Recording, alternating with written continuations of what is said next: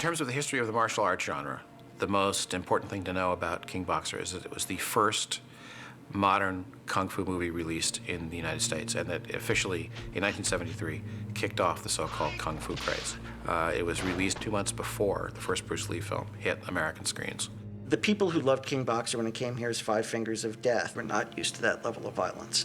I think part of the appeal was this transgressive violence. Certainly, there would be an gross factor here that 10 or 15 years later, people wouldn't have even noticed. It really struck Americans very hard. I can remember a lot of talk about these movies at the time. King Boxer, for its day, was a really punchy, dynamic, violent not only in terms of content, but also in terms of technique, in terms of shoving the action at the audience.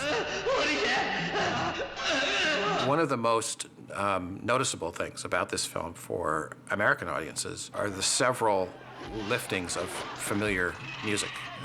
The most familiar now is the theme music from Ironside, which is the Iron Palm theme here, and it's the revenge theme in Kill Bill. I don't know to what degree at the time people just thought that was hysterical because they knew the Ironside music.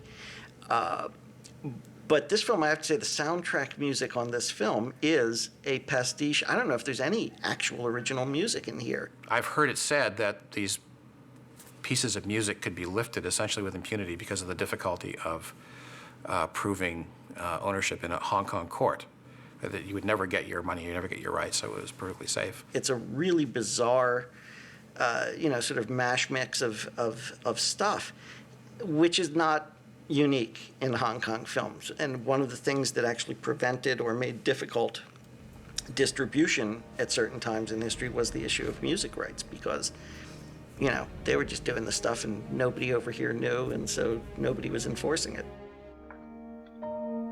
King Boxer is another instance where there's the country bumpkin set up, and that's something that is in many, many Hong Kong films. Generally, the country bumpkin is the righteous dude. He's the good guy. I think rooting for the underdog is the main thing in this conflict. The scene in the tavern that is so much like a famous scene from Shane really has to do with the fact that he is a kind of modest and unassuming person on some level. He doesn't take offenses against himself personally that seriously. It's only when his school and his master are insulted that he's willing to fight back. At that point, you can't hold him back.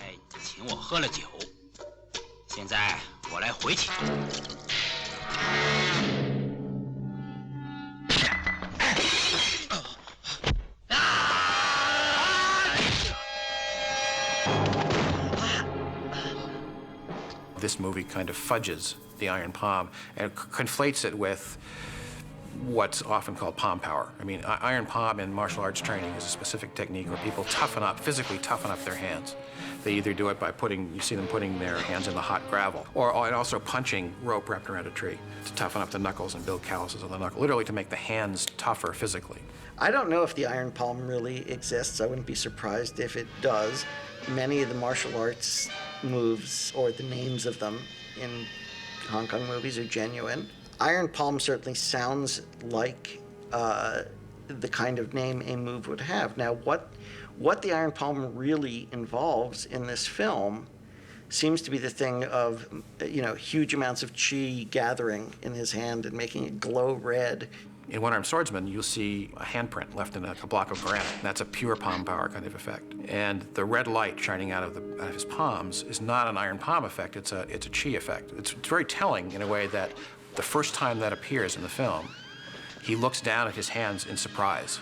He didn't know that he was mastering this technique. He thought he was doing something else. It's never explained, really, what the Iron Palm is. You just sort of pretty much sense quickly that it's lethal, and it is.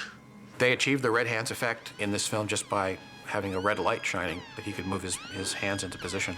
There are Iron Palm shots in the movie that last literally like a frame, where he goes in and out of the red light for a moment to indicate, it's almost subliminally to the audience, that this is happening.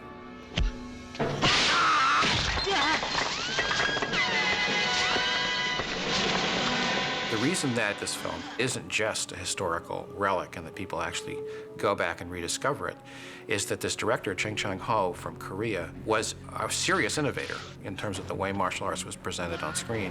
The things that Chang is credited with having used first were things like the use of fuller's earth, which is a powdered, dirt-like substance that he used to heighten the effect of action scenes. He put some on the ground or on someone's clothing. When a blow is struck or a body falls, a little puff of dust goes up. A technique that Chang used that was quite striking, I think, is the use of short lenses to increase the dynamism of certain shots. In this movie, it actually comes almost to the verge of 3D, the way fists will come straight out of the screen. He'll shoot things head on. He shoots an explosion of blood at a certain point, the Sanjuro shot, so that it almost looks as if it was intended to be shown in 3D. I think the dramatic richness of King Boxer is partly due to the fact that it's relatively early in the cycle, so that the people who made it didn't regard it as a genre film. I think people who were making these films simply felt that they were making films and wanted them to be good in the way all their other films were good.